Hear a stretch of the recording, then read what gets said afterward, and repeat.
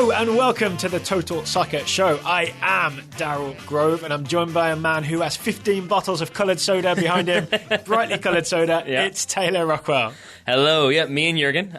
We decided to split them evenly, and it's been delicious so far. So I'm going to guess most people listening to the show probably will not know what we're talking about. Nope. Because most people won't have had time to watch the United States under-20 national team beat the Mexico under-20 national team 1-0 in Costa Rica in the second phase of the CONCACAF World Championship under-20 World Cup qualifying. Maybe people don't watch it because the title's too long. You are big on long titles today. That's what we've learned. Get it all in. Get it all in. Yeah, if you're looking for our MLS Eastern Conference preview, that was the previous episode. A lot of work went into it. Please go back and listen. And what did we do on that preview?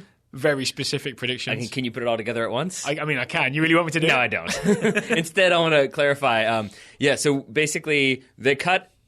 after halftime, I think they cut to a shot of Jurgen Klinsmann in this, I guess not in the stands, in a luxury box or in what amounts to a luxury box, watching his son, who was starting in goal in this game. Jonathan Klinsmann. And he looked very isolated and sad at one point, and then he did his Jurgen smile clap face at the very end when the result went the right way. There's a lot of brightly coloured soda behind him, right? Yeah. And he did look sad. I said that was Inca Cola. Could be wrong, but that's what it looked like to me. What'd you say? Inca Cola. That's a thing? I didn't know that. All right. That's a brand, right? Yep. Okay. So, I'm thinking Klinsmann looks sad because he might have been thinking, I wish I'd been in charge of these guys. I wish I could take credit for this win over Mexico in Costa Rica. The two countries that took me down. He might have been. Didn't he appoint Tab Ramos? So maybe he was like, this is me. I get the credit for this. Transitive. But I imagine that is the equivalent of I don't know, I guess seeing, it's going to be weird. It's like seeing your ex-girlfriend's sister date somebody? I don't know what that is. But I mean, that's basically what this is, right? It's him watching these young players who he probably helped bring into the system a little bit, or probably he was pretty familiar with. To see them succeed is great because his son is winning and they're advancing. Yep. But I bet there's a little part of him that's like, no, this wasn't supposed to go this way. I would be okay if they lost, maybe. So we are celebrating, kind of, right? US beat Mexico. That's kind of a historic thing. Header from Eric Palmer-Brown. We'll break down the goal later on. It came from a corner kick. But also, this team started off so badly. We were so upset against Panama. Started this tournament so badly. Lost 1-0 to Panama, even though Panama only had 10 men for 70 minutes or so. We were upset that Eric Palmer-Brown, centre-back, was playing in defensive midfield. Tyler Adams was played too far forward. Everything was out of position. And when the lineup came out for the game against Mexico, I kind of bit my fist and thought, Tab Ramos has done it again. He's picked all these players in the wrong position. But I don't have a lot to complain about after watching this game. I was really impressed with the tactical setup, with the performance of individuals, with the sort of mental approach that they had, and with the 1-0 win. Well, you are welcome to be self-critical, but I will defend you, my friend. Because you said at the time that when you were frustrated with that you were frustrated because Panama is a team that the United States should go and attack. They should be trying to have possession. They should be trying to create chances. Yeah. Tab Ramos' system that he prefers is to sit back, defend, and counterattack and frustrate. I wouldn't say sit back. I'd say try and press and win and counter. Yeah. But the biggest thing is countering there. And so when you do that against Panama, who are trying to do the exact same thing, it doesn't work as well. And as you point, I think you literally said against a team like Mexico, it probably works better. Right. And I think it did on this occasion because the United States got that result. So do we have to apologize to Tab Ramos? Maybe. I don't know. I mean, it's not like we were like, he's got to go, he's the worst. Yeah. We were critical of the approach. I think you could make the argument that having Tyler Adams back made a big difference. Yes. That maybe he's figured out the personnel that he wants to utilize, that it took him a couple games to do that. And maybe players like Eric Palmer-Brown have gotten a little more comfortable, or at least he has adjusted his game plan, he being Tab Ramos, has adjusted the team game plan to suit players like Eric Palmer-Brown's skill sets as opposed to trying to force them into roles in which they're not particularly comfortable. And so to remind people, Eric Palmer-Brown of Sporting KC, he was on loan at Porto B for a good while. He was a centre-back. He's the captain. He was in the last cycle, the last U20 cycle. He is a centre-back. He has been played in the number 6 holding midfield, defensive midfield role. He has never looked comfortable. And I want to even say he didn't look comfortable tonight on the ball. Nope. But he still absolutely got the job done and did everything right. Not just scoring the winning goal, but also in terms of winning the ball, distributing the ball. It all It looked awkward, but it still worked. You understand why Tab Ramos wants him there, basically. This game showed that you want his physicality. He was knocking people off the ball. Yes. You want his confidence, that he had no hesitation to kind of get in people's faces. He and Tyler Adams both very capable of jawing at to Mexico players. Yep. But then you had, basically, with Eric Palmer-Brown as that holding midfielder, you also had his ability to intercept, to read the defense, to make those smart plays. Now, again, I'll give you the credit. I think you had the line of, he looks like a center back trying to play attacking midfield when he was trying to play attacking midfield. That it was like those kind of labored touches and those very deliberate passes, and never quite looking as comfortable in the attacking third as he did in the middle and defensive thirds. You know what it is? I feel like I can say this because I am a centre back that sometimes plays midfield. That I think the thing you can see with the centre back is they look at their feet. You're not a centre back. You can't say that. Is that what you're saying to me? Okay, I gotcha. Do you know what I'm saying? Because that thing of occasionally checking your feet and just looking not quite like you can't do it all in one motion. You've got to just definitely make sure, because you're not expecting to be able to make that pass. Yeah, that makes sense. And I will say, I mean, if you are the defensive midfielder who's pushed that far forward, there is an awareness that if you lose this ball, your team is in big trouble, and it's all because of you. So it probably does make you hesitate just a half second before you make that pass. Like, this definitely better be on, otherwise I'm getting yelled at later. And Tyler Adams was back, and I want to say Tab Ramos did slightly alter Tyler Adams' role, and it worked a lot better. Yeah. Right? He wasn't pushed as far forward. He was able to sort of move the ball along quickly. Right. Is that fair? Yeah, and I think a key component there would be that the United States, at least defensively, were in more of a 4-1-4-1. That's fair. And then attacking pushed into like kind of a 4-3-3. Yes. And what that allowed was Tyler Adams to not be so far forward. He was, generally speaking, alongside Eric Williamson. When defending, Yes, and so you had the two of them together. Then when attacking, they would push forward a little bit. You'd have the wingers push forward a little bit. But you didn't have that sort of Tyler Adams running between the lines and trying to find space, but not really knowing how to do it. It was a much more cohesive attack plan this time around. And I'd even say it was nicely staggered, right? So when we're defending, Adams and Williamson are alongside each other, then Eric Palmer-Brown behind. Yep. When we get the ball in attack, it seemed to me like Williamson went farther forward, and then Adams could be in between Palmer-Brown and Williamson, and it just looked a lot more connected. Right. Yeah? Yeah, I mean, so it definitely looked more connected, and you definitely had good passing sequences.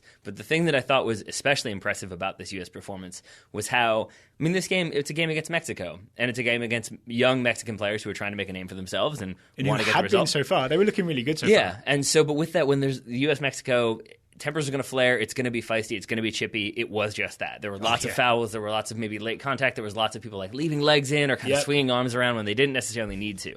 And I was impressed that the United States had no trouble or hesitation playing that game. Yes. They were just as happy to frustrate Mexican players, to instigate a little bit. Luca De La Torre proved that he is very good at that on a number of occasions. And I was impressed by the United States not backing down from that, but going right toe-to-toe with some Mexican players that were bigger and some that were clearly more learned when it comes to manipulation. Like Alvarez, number 3, he was definitely getting involved, trying to like wrangle some, move some arms around, pull people back, and like try and tempt someone into a headbutt kind of thing. And then there was one that I shouldn't say specifically remember because I can't remember who it was, but there was the incident in which basically there's a foul. It looks like there's a foul. The foul is not given.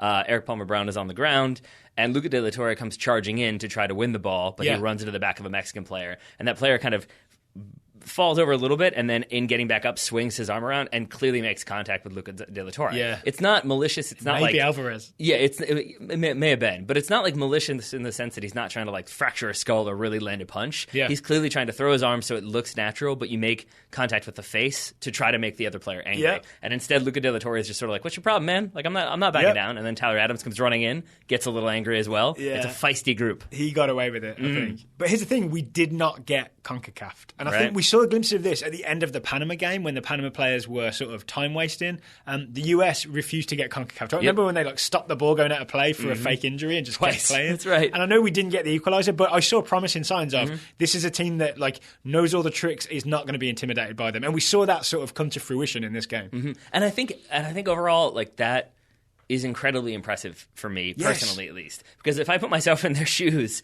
it's a pressure situation. It's in Costa Rica. It's a ground you're not that familiar with, although now you've played a couple games there.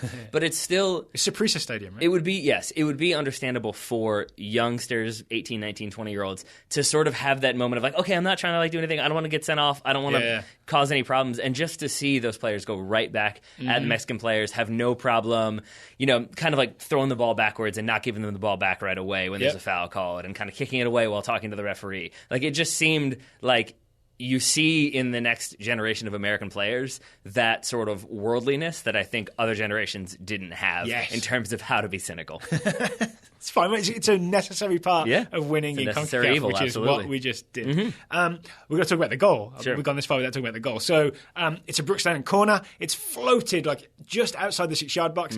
Eric Palmer-Brown absolutely slams it. Almost, I'm not sure if he gets it over the line or if Diego Cortez, who the number 2 for Mexico on the line, then volleys it into the back of his own net. Yeah, and if ever you want to discuss the importance of having or being able to use both feet, here you go. Because he tries to clear it off using the outside of his right foot Cortez, and instead fully volleys it into the goal. Yeah, left foot instep, he would have just lifted that out, right? Probably, I'd say so. Can we talk about the build-up to the corner first? Because if anything, that was the part that got me the most excited in some ways, because it begins with an Eric Palmer-Brown step and tackle, and then an Eric Palmer-Brown clever little pass, poke pass, and then Tyler Adams does what we love to see Tyler Adams do, which is to move the ball quickly. That's what I wanted to see from him. Yeah. I mean, and both of them able at the same time. Eric Palmer-Brown wins a physical challenge. Tyler Adams rides a physical challenge. Yes. So they both handle that physicality. But then it is Tyler Adams playing it out wide quickly, getting it back, playing it out wide again, moving off the ball, creating opportunities, creating space, not just kind of standing there like, I think this is where I'm supposed to be. It was good tempo, right? Yeah, it was much more comfortable of a performance from him. And guess who got the ball next? Luca De La Torre. I think is my man of the match for all kinds of reasons. But he basically dribbles at the Mexican fullback. It's not a wonderful attempt at a cross, but it wins the US the corner kick that leads to the goal. No, and I would argue, I think he's trying to win a corner and not play the ball in. Because when he gets the ball, De La Torre, he gets it kind of with... He's on the left-hand side of the United States attacking, but the goal is on his left side because he's facing back towards basically his own goalkeeper, essentially. Yeah. And I think he initially wants to take the ball, take a touch, and then cross it, do that kind of touch and then diagonal cross back in. But he picks his head up and sees that the only player who's in the box for the United States is Jeremy Ebobis. And then 4 or 5 Mexican players are there. Right. So a cross isn't going to be nearly as effective. So then he cuts back and tries to get to the end line. Then he plays that ball in and it's blocked out for a corner. But the reality is that just crossing that ball in, it's going to be headed clear, collected by the goalkeeper. Whereas driving it in, trying to maybe create chaos in the box or maybe force a corner, that's a much smarter decision in that situation. And then the other thing here is I want to praise Tab Ramos is when we saw the lineup and it wasn't Jonathan Lewis on the left wing. Jonathan Lewis, who was so impressive against Haiti and who was also really impressive. I only saw the highlights of St. Kitts and Nevis, but he got at least one goal. It was doing his thing again, really fast and tricky down the left wing. That seemed like the obvious choice to go attack Mexico. No, Tab Ramos goes with Luca De La Torre, essentially a central midfielder, plays him on the left wing. It made no sense when we saw it on paper. It absolutely worked. Yeah, because he was combative. He tucked in when he needed to, and then he had the skills to make something happen when he got it out there, such as winning the corner kick that leads to the goal. Yeah, and I mean, and I want to talk about that, but I also want to say Luca De La Torre, he is not as physically imposing as, say, Eric Palmer-Brown, but he reminds me of all those small players I've played against, kind of small, kind of skinny, but just hard as a coffin nail. Yeah, what are you made of, sir? Yeah, exactly. I mean, he will win a challenge. He will instigate. He will be feisty. He will kick. He will make it very difficult for you to get by, no matter how big you are. And then he will make it very difficult to defend a corner. Apparently, absolutely. So Brooks Lennon steps up to take the corner. We haven't given him sort of enough of a shout out in this game. He was a constant threat down the right, and he takes this corner from the left. Eric Palmer-Brown and Justin Glad, I think, pull a move that creates the setup for Eric Palmer-Brown to score this goal. Right. So they start with Eric Palmer-Brown standing behind Justin Glad. So it's kind of like a two-man column. I don't know if that counts as a column or just a pairing. And if you're not familiar, Justin Glad is the Real Salt Lake centre-back. Played a lot in MLS last season. Will probably play in 2017. So these are essentially two big centre-backs lining up. And so if you imagine it from, say, you're standing at midfield looking at Mexico's goal, the corner is off to your left. So this is the best explanation I can give. Okay. And it's like a virtual reality drop you in there kind of exactly. thing. Right. And so basically Glad is in front of Eric Palmer-Brown. Glad then either runs around Palmer-Brown, but either way drops back to the right. So now he is behind Eric Palmer-Brown, farther away from the corner. Then he makes a run around Eric Palmer-Brown's back and towards the near post. Tyler Adams runs in between the two. So now you've got near post, mid post, middle of the goal. And then you've got Eric Palmer-Brown drifting to the back post. So you've kind of got simple movement in there that creates 3 obvious options. Yes. And it's not this overly elaborate, gimmicky stuff. It's just run, but smart runs, intelligent runs create space. Right, because in the first game, the first 2 corners that Sebastian Saucedo took, he tried to fire them in low. It definitely looked like a thing that was overthought, but ultimately was pointless. This was a very simple, basic cross from Brooks Lennon, just curl it into roughly the 6-yard box. But the genius is in the movement that is within the box. Yeah, doesn't it confuse the Mexican defenders? Well, I think what they've, if I were to give them like a lot of credit, the U.S. here, I would say that my guess would be that they figured out that Mexico are aggressively man marking, but that they will switch their marks if necessary. Yeah. So they won't just track one player across the box; they'll trade off if another one comes back across. And it seems like that's what the United States was banking on the Mexican defenders doing. And so when that kind of cross happens, when Glad goes near, Palmer Brown drifts to the far post, the Mexican defenders track them for a second and then try to switch. Yep. And in doing that switch, they quit being the aggressor. They quit trying to win that ball, and now they're reacting. And when you've got, I forget who ends up marking Eric Palmer Brown, but he is, I think, it's Juan Agayo. Thank you. And he's 5'9", Eric Palmer Brown 6'1". Yep. So suddenly you've got a mismatch with a defender who's backpedaling, trying to read the ball and not the man, and you see what happens. And the other guy that gets switched is Edson Alvarez, our friend, our troublemaking friend, who eventually basically loses Justin Glad. Glad ends up free, but the ball goes past him. Alvarez makes a jump at the header, misses it. So he was kind of like all the way off. Like he'd lost his mark and he wasn't in a spot to attack the ball. Right. And I think was from that moment on pretty frustrated. Yeah. I saw him getting into it a couple times. At one point he runs in and shoved a U.S. player, got a yellow card for it, then blew some kisses, which is my preferred way to instigate. But I have to imagine that given the result and the way the rest of the game went, that he probably got a few words right back at him at the end of the game. Maybe some flowers. Can we talk about what the U.S. did after they took this lead? Sure. Because a 1-0 lead in, the 29th minute, that's a long way to go. You would expect Mexico to come at you. I was really impressed that the U.S. never really sat back and allowed Mexico to come at them. We kept hassling and pressing and didn't let them build anything.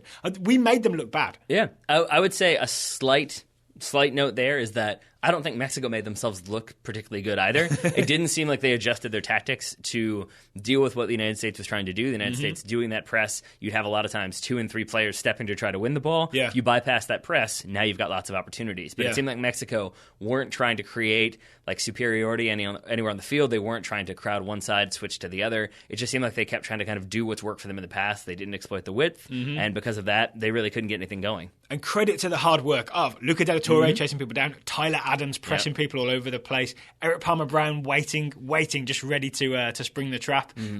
Williamson doing the same thing alongside Tyler Adams pressing. Jeremy Ebobisse, I think, did a lot of running up front and closing down, sometimes without any reward, but it's that first wave of pressure, right? Which is, you might not get the ball, but you'll at least make them be like, ugh. Yeah. It's that combined with like just hassling. Yeah. And it becomes... There comes a time when it goes from, okay, they're playing with a press. Like you think about how Klopp wants his team to play, and it's you don't overcommit, you don't go hard into a challenge, you kind of box them off, isolate them, force them into a turnover, right? In this game, the United States was doing a really good job of pressing, but you just kept seeing, not illegally and not maliciously, but you kept seeing contact here, or like the guy would pass the ball, they'd be at a full sprint, and then there'd be kind of like shoulder collision. Both players would fall, or one player would fall, and it just felt to me like the United States consistently put Mexico under physical pressure, and as a result, frustrated them. Because you know that after you pass the ball, if you get a little bit of a nudge, you're going to be frustrated. And if it keeps happening, you're going to start to anticipate that nudge and get frustrated by it and start getting mad at the ref, and you're off your game a little bit. And doesn't it feel like normally the US is the one complaining about this? So this is what's exciting to me about this, is that the whole thing is flipped. We were the aggressor. Would you say the United States got nasty? Yeah, I would. I really would. In the presence of Jurgen? Yeah. Maybe he inspired them to nastiness. Maybe. Came down and gave them a halftime talk or a pre-match talk, either way. A final bit of credit I want to give is, again, Tab Ramos talked about quick transitions, quick counters. As Mexico got more and more desperate and tried to get forward, that kept happening. The US kept springing really fast counters where we would either dribble through 3 people, which is what Luca de la Torre did several times, or we would just quick pass and then someone would be away, right? Like Coy Kraft came on for Ebobisse. He ended up with a great, really one-on-one chance that he maybe should have scored.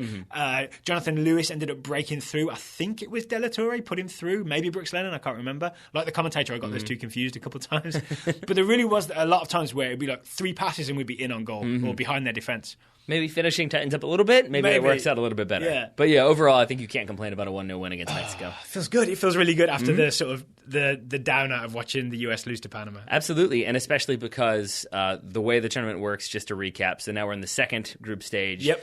All the United States needs to do is finish top 2 of 3 teams. Yep. Then they automatically will go to the World Cup. It's a 3-team group stage, just like the 2026 World Cup. This is good practice for the 2026 World Cup, where some of these guys may be playing. And it could get confusing. But so now, and if the United States finishes top of the group, then they will play the other top of the other group. Yep. In the CONCACAF Championship final. There we are. Yeah, but top 2 goes to the World Cup. But basically, a draw. And really, maybe possibly this win is enough to get the United States through. Yeah. But hopefully, a couple more points would be good. So the US plays El Salvador on Friday, which is March 1st. I'll say a couple more March points. 3rd, I believe, Yeah. sorry. Yeah, that's a couple how more points. Yeah.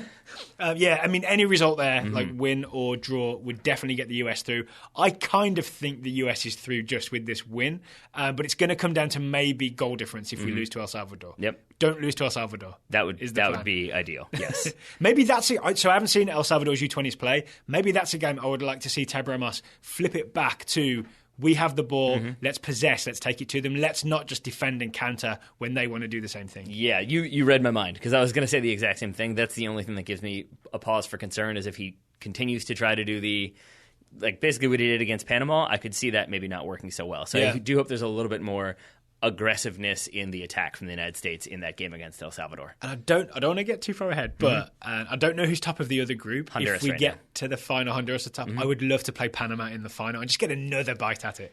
I think that's probably not going to happen, though. Honduras, so the United States has only played one game. That's the only game that's happened in the United States' group. In the other group, Honduras beat Panama 2-0 tonight, I do believe. 2-0, yes. And Jorge Alvarez scored again. That's his 3rd goal in 4 games. Not bad. All right. So lots of excitement for the future, including Friday's game, March 3rd, against El Salvador, 6:30 Eastern kickoff. It'll be on Univision Deportes and on Facebook Live, on Facebook's the CONCACAF Facebook page. Sometimes it doesn't load. Yeah. Sometimes it does. Unless you're trying to watch on our office computer. Yeah. In which case... It always works on your phone problems. if it doesn't, right? That's true. Okay, that's the upside. More exciting young Americans to talk about in just a minute. But first, we want to let you know that today's episode is sponsored by Roughneck Scarves. That is true. They're the official scarf provider of Major League Soccer, the USL, the NCAA, and the U.S. national team. The U.S. U.S. soccer. So if you want to get a U.S. soccer scarf to support this team at the U20 World Cup, support the senior team at World Cup qualifiers against Honduras in March. She Believes is starting this week. You want to support the U.S. women's national team, you can get a scarf from Roughneck Scarves. You can also get a blue and black hello and welcome Total Soccer Show scarf. It's in all caps because that's how you say hello and welcome. Yeah, indeed. That's how it works. And I know it's a little bit warmer here in Richmond, but it's still kind of cold. You still might want a scarf. Yeah. It's like a light jacket scarf kind of a situation. Which also, people ask this question, right? Scarves are not just for keeping your neck warm when you go to soccer or when you just support a soccer team. They're for waving up in the air, This is right? true. So you're not wearing it, you're holding it high, holding it proud. U.S. national team. It's also so you don't have to buy a jersey, which is another key little component there. Scarves are much cheaper than jerseys. Yeah. They're also even cheaper when you use the Total Soccer Show discount code, which is conveniently Total Soccer Show. Easy all to remember. One word, all uppercase. So if you go to roughneckscarves.com, RUFFNECK scarves.com, enter the Total Soccer Show code at the checkout, you'll get 20% off. That's a big chunk. And as we've made the joke before, you get 100% of the scarf for 20% off the price. But I'm glad you reiterated the joke anyway. The old ones are the best sometimes. Thank you to Roughneck Scarves for sponsoring today's episode. We've loved working with Roughneck Scarves. That we have. Next up, the Total Soccer Show Scouting Network. The one and only. The one and only Total Soccer Show Scouting Network, full of talented young players. These are people who subscribe to the show, and we give them exciting young players to keep an eye on. They send us scouting reports, and then we read them. And I'm really excited about this first one, Taylor. Yes, sir. We've had several other ones, but we decided to make this one an all-American one, in keeping with the U20s. The first report comes from James Jones, scouting Andrew Carlton, the 16, somehow still 16-year-old American midfielder for Atlanta United. Andrew Carlton made 3 appearances for Atlanta in the Carolina Challenge Cup. He was a substitute in the games against Seattle and Columbus, but started against his old club, the Charleston Battery, in the final game. In that third game, Carlton's touch and awareness were proven to be advanced for his age, and James sees him potentially making the 18-man squad as an impact sub, writing, quote, "As much as regular playing time would help him, he might just be too good for Atlanta to leave in Charleston," end quote. He's going to be with the U17s, right? We talked about this earlier. Did we? I can't remember. Is that where... That's going to basically ruin his season in terms of domestic soccer, but he'll get a lot of action with the U17s. Yeah. I wonder if anyone else is going to be doing that. Why don't you read the next report? Thomas Gaffney is scouting James Sands, the 16-year-old American defensive midfielder. We talked about him on the Eastern Conference preview as well. Thomas says, despite training with NYCFC and appearing in each one of their preseason games, Sands will remain with the US Under-17s this season rather than joining New York. Oh, because you can be in the residency program as well. Carlton's not doing that. Sands is doing that. Okay. Sands drew praise from Pratchett Vieira, Claudio Reyna, and David Villa. That's quite a trio to get praise from, particularly for his efforts in the 2-2 draw with Ecuadorian giants Emelec in front of 40,000 fans. Thomas also reports that Sands played the number 6 role in his appearances. This is with the grown-ass NYCFC team. All right. And looked comfortable picking the ball up from centre-backs, turning confidently and quickly spraying long balls accurately out to the wings. Who does that remind you of? Are you going to say Michael Bradley? I'm going to say Andrea Pirlo. Okay, that works too. But I prefer Michael Bradley. Although Andrea Pirlo, more relevant in this situation. And we're singing the praises of Sands. Worth noting, I think we talked about it on the Eastern Conference preview. If you have not seen the clip of Andrew Carlton's first touch, you should just go find that because it is pretty good. It's on our Twitter timeline, at Total Soccer Show. Yeah. I think we already talked about it on the Eastern Conference one, yeah? We did. Yeah. We did. Okay. We did. Next report comes from Richie Garcia, scouting Emerson Hyndman, the 20-year-old American midfielder for Rangers. You mean the future of the US men's national team? I do not, but I believe that he's very good. Emerson started and went the full 90 in Rangers' 2 most recent games, both of which were unfortunately 2-1 losses. Interim manager Graham Murty, Graham spelled Graeme. You seem confused by that. I do. I think that's the Scottish way because I know it as Graham. Yeah. But maybe that's just weird Americanness. Who knows? Although I think that's how Graham Norton spells it. I could be wrong. Graham Murty seems to rate Emerson Hyndman pretty highly, which can only mean good things for the young midfielder going forward. Yeah, because there's always a danger when Warburton, the old coach, left, that maybe the new guys are like, ooh, don't know about this skinny American kid. But yeah, he's straight in there. Especially, not to stereotype, but I imagine with Rangers in the SPL, when you're trying to kind of come back up and find your groove, there is maybe an inclination to, you're the new interim manager, come in, we got to be physical, we got to be aggressive, we got to be tough, we got to play defensive and win these games. Yep. Maybe Emerson Hyndman doesn't quite fit that mold, but it seems like Murty seems to enjoy him some Emerson. Final scouting report today comes from Mason Kriz. He is scouting Marco Farfan, the 18-year-old American left-back who plays for Portland Timbers. Farfan. That's what you said, but I'm just emphasizing it because Mason sent us an email saying that I mispronounced it, which I did, to be fair. I think we also got some tweets from some other Portland fans. Yeah, whatever. What do they know, Portland fans? Everything about Marco Farfan. Well, there is that. Mason says, Marco was called up to the US Under-19 camp at the beginning of February and has been getting minutes for Portland this pre-season. Against Minnesota, he had some good tackles, but was also at fault for both goals. Not great. He was too aggressive getting forward on the first and basically fell trying to intercept a pass on the second. Yeah, Mason sent us a giftastic report on this one. The second one, it's bad. Like he's trying to do that, like hold the line, stand up, not let them pass through, and then the Gandalf. Basically, yeah, exactly. And then steps too late and just falls. Now, to be fair, I forget who. There's another player who falls as well, so it's not just him, but still not great. He looked better when starting against the Galaxy in the Timbers' final preseason game, but Mason thinks he's more likely to get time in the USL with, I guess, Portland Timbers 2 than in the MLS this season. We shall see. We shall see. That's made me sad. I just assumed the scouting report would be like Farfan doing wonderful, wonderful things. Because the first gift was a great tackle, right? Yeah. I thought it would be all great tackles. Yeah, but I think what we've learned from both the Eastern Conference preview and this show is that there's lots of young, talented players coming up. Yes. You got to pay your dues. You got to get those first team minutes with USL. Then maybe you play your way up. That's how it works. Well, thank you to James, to Thomas, to Richie, and to Mason for the scouting reports. If you would like to join the Total Soccer Show Scouting Network, the URL, which will be in the show notes, is totalsoccershow.com/subscribe.